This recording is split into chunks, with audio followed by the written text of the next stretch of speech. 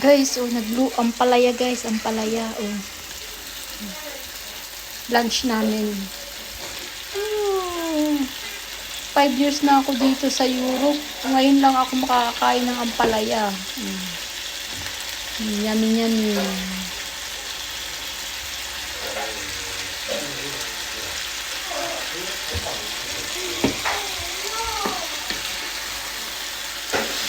Sarap guys.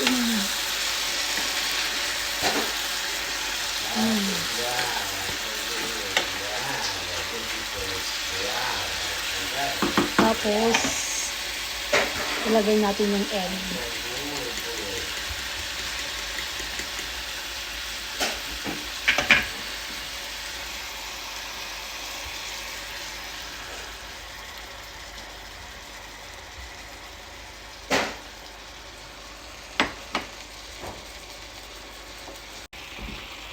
Pepper.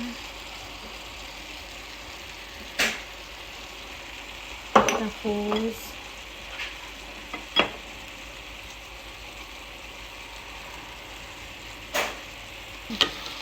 wow guys. Alam niyo guys, pag ako nagluluto ng ampalaya, hindi talaga siya mapait. Yun na sa Pinas pa ako. Pinapapak ko nga ito kahit walang rice.